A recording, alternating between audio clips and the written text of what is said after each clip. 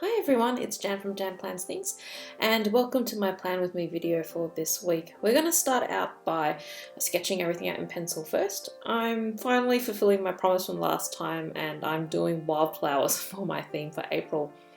I've decided to change up a little bit of how I do lettering this month because I wanted to try a new technique. I can't quite achieve this with like a single stroke with the Kuru Toga pen.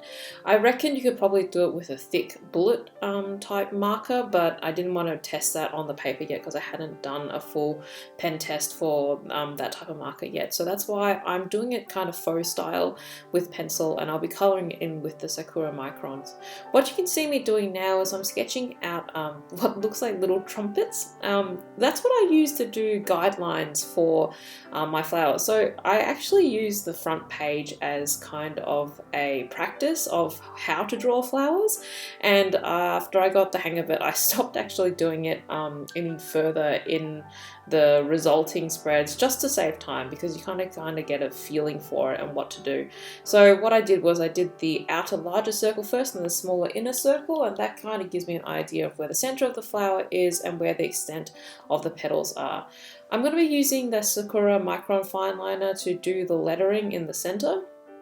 I might have overcolored it a little bit because I did find that it bled through a little because I kept on colouring over the same spot, but to be honest I didn't mind too much and I did end up drawing on the back of the page anyway. This probably wouldn't have happened at all if it was in the Art and Olive, but that being said, if I was in the Art and Olive notebook for something like this, I would have just used paint in general to completely go through. I'm now switching to the Rotring Isocraph in 0.1, mainly because it's the thinnest and finest pen that I have, and I wanted all of the line work for the flowers to look kind of light and airy. I didn't want it to be overpowering, because the thing is I have done florals in the past and I found that I kind of got carried away with the inking, and what that meant was instead of concentrating on planning, I was just sitting there and too busy drawing in little details of the flowers, and instead of actually doing what I was meant to be doing. So that's why I wanted to simplify things a lot down for the flower style this month. So one of my major focuses was doing something that was quick.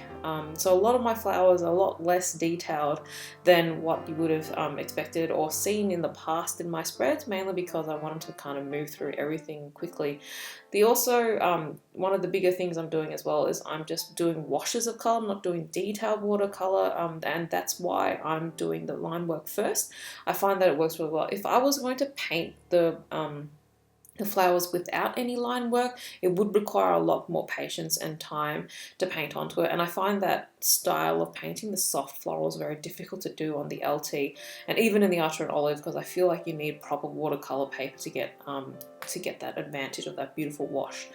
I'm going to be using my Hoblein and Mijello Mission colors in my Soiree Home palette, as well as everything today is done with the Isabey size 4 brush. I find it's a round brush, and I find that it's a good all-rounder for just doing simple washes.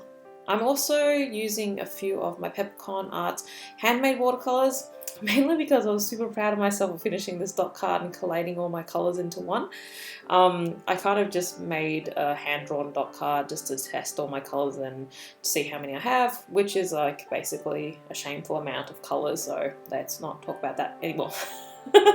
But the Peppercon colours are nice and vibrant, so I use those to help shade some of the flowers. I do find that I don't plan too far in advance when I'm doing these spreads, so there's a lot of experimentation on the first page.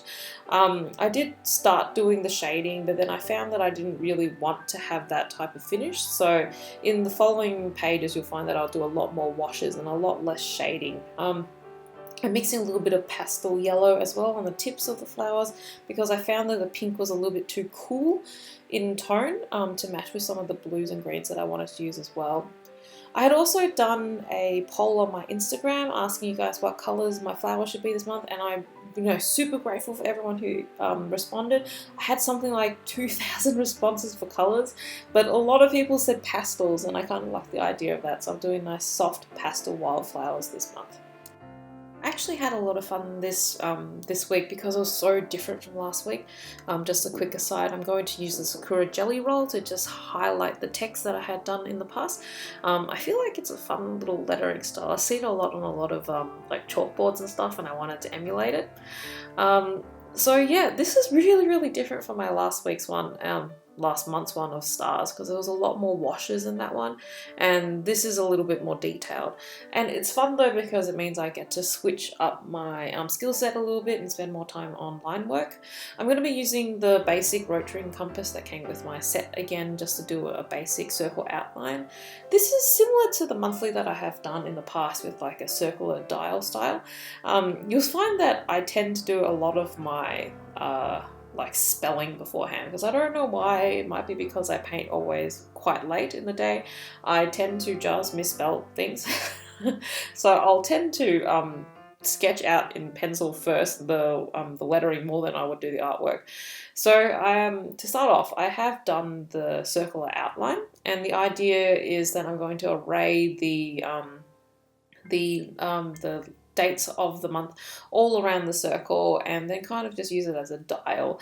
I have done it in the past, but I think this is the first time around where I'm going to put every single day in, mainly because I kind of like the look of it. It looks a little bit like berries. And you kind of see this time round I haven't done any pencil line work to start off with, because I kind of get the idea. I have no idea what species flower I'm drawing. I'm just kind of drawing ones that I feel familiar with, and I'm just kind of scribbling on. I put a few cotton flowers in because I got used to drawing those in October last year when I did that like cotton flower stamp spread.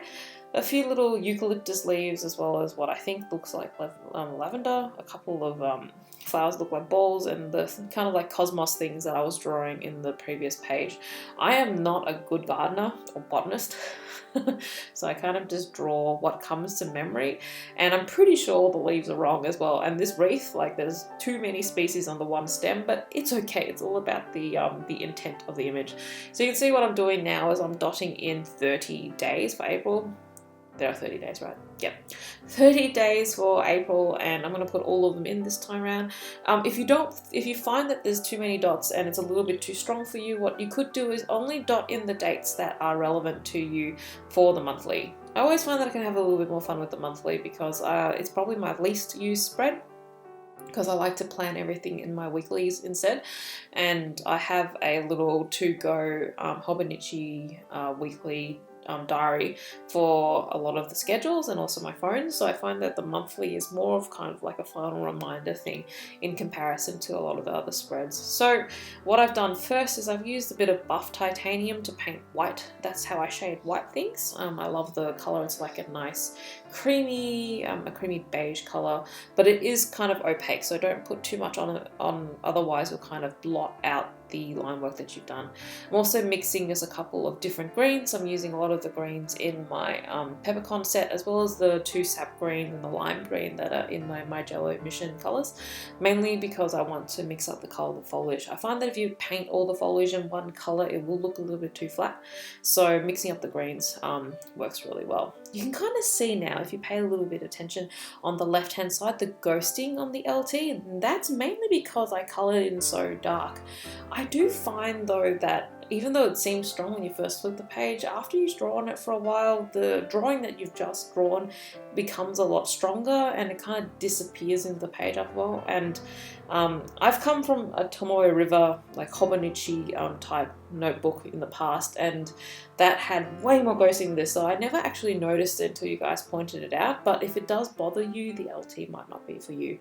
So for my mood tracker this month, this one's a little bit fun. I thought I would have falling petals going across the page, so you can see me go. I kind of lose count because I did this way too late in the evening, and I'm just drawing with my thin pen again, just a few falling petals, and I'll basically just color those in during the month. But to tell you guys the truth, with my mood trackers, I kind of just make a note on my pages of what I was feeling that day, and I color it all at once because I kind of like sitting down. It's kind of like an adult watercoloring session. Watercoloring? Just coloring session, like those coloring books.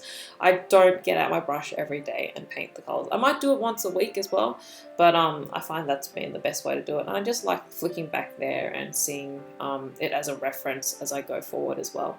I'm also starting on my ideas page on the right hand side and back to doing the ideas this month, and it's just going to be a little bit simple. I'm just going to practice doing my florals on the top, and then just kind of use that space as an empty space that I can write whatever I like underneath. So that was the main thing on the ideas page, and still using the same techniques that I'd been on the previous pages, and I've kind of got a better idea of the color scheme as I move along. And you can see me transitioning the pinks from the brighter bluer pinks to a little bit more peachy pink, because I feel like that's a little bit more harmonious in color. So I'm just going to do a quick little update on how the kitties are going, because I always get a lot of questions in the comment section about them. I can truly say that Humphrey and Hermione are friends now. They sleep together, they groom each other, so it was during the last 4 weeks, some of the nights have been pretty tough, making sure that they are slowly bonding, but I can say that they're really happy with each other now, and I'm so glad that I got a second cat, because Humphrey has a friend while I'm at work.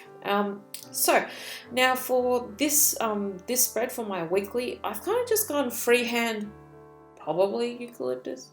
I just wanted a lot of green on this one, so I've just kind of drawn a freehand bunch of leaves, and I'm using my rotring pen just to kind of weave everything in and out, and of course to keep the line work as light as possible, because I didn't want it to overpower.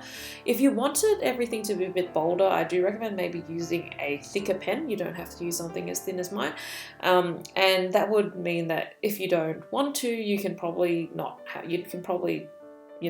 bypass the colouring part of it, because I think the line work itself looks fine. I'm trying to use really, really simple strokes, so a lot of loops to make the leaves, and just repetition and weaving, so that I can kind of give a semblance of something a little bit more detailed.